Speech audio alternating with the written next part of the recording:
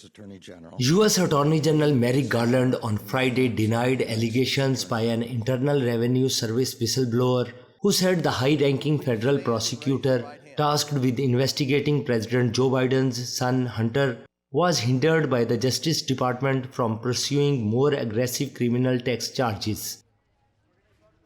Speaking publicly for the first time since Hunter Biden was criminally charged on Tuesday with 2 misdemeanor counts of willfully failing to pay income taxes, Garland told reporters at a press conference that U.S. Attorney David Weiss, the top federal prosecutor in Delaware, was given complete authority to make charging decisions on his own.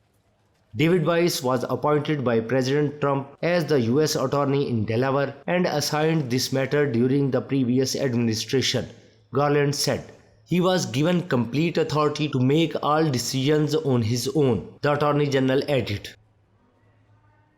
I would leave this matter in the hands of the United States Attorney, who was appointed by the previous president and assigned to this matter by the previous administration, that he would be given full authority to decide the matter as he decided was appropriate.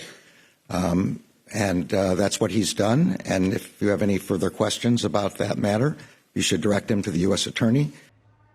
Weiss's office on Tuesday revealed in a court filing that Hunter Biden has agreed to plead guilty to the 2 misdemeanor tax charges.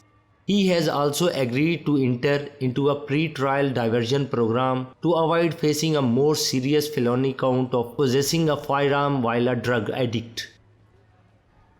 Republicans have since attacked the charging decision, calling it a sweetheart deal that will likely allow the younger Biden to avoid prison time. What were the Bidens selling? Nothing but influence and access to the Biden network. This is an influence peddling scheme to enrich the Bidens. We need to know whether Joe Biden is compromised by these schemes and if our national security is threatened.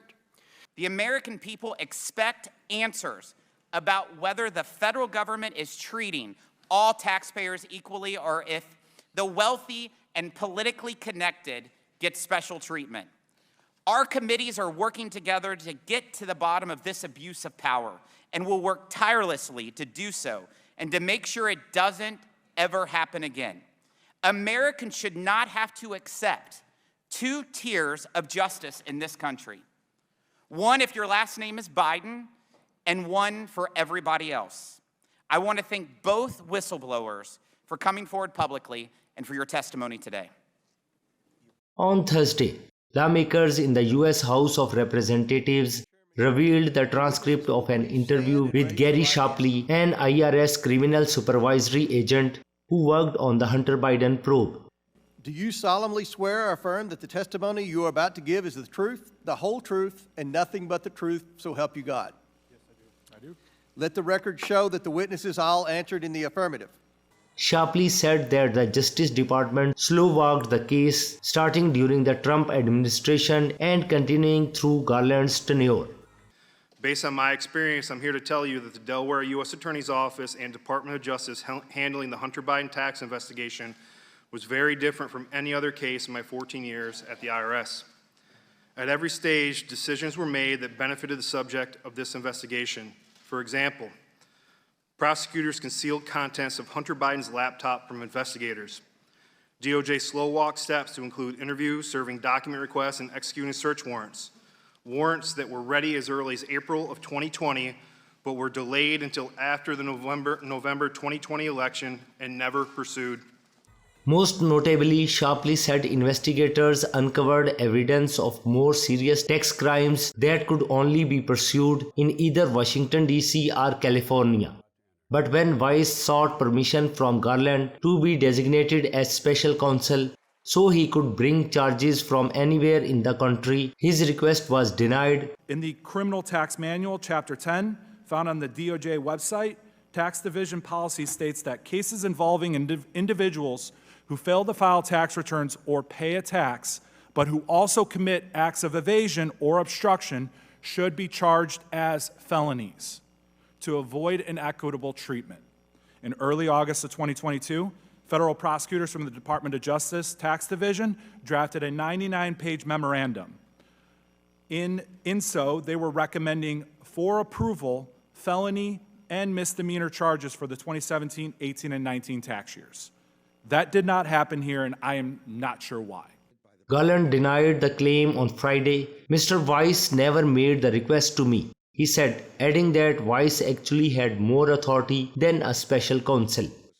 Now, unlike President Trump's blatant abuse of the rule of law and the relationship between the president and DOJ, there's no evidence that President Biden has involved himself in any way in the investigation into his own son, an investigation that's been overseen by Trump's appointed U.S. attorney. No matter what my GOP colleagues say, and I appreciate the testimony of our witnesses today, there is no evidence that Hunter Biden has received any kind of official favoritism in this prosecution for being Joe Biden's son. And I want to congratulate my colleagues from across the aisle for gathering us here today, almost distracting us from the biggest investigation that is going on right now in our country and in our nation's history, involving the former president and the front runner for the Republican nomination, who is currently facing a 37-count indictment this week, and maybe 2 weeks from now more, and maybe 2 weeks from then more.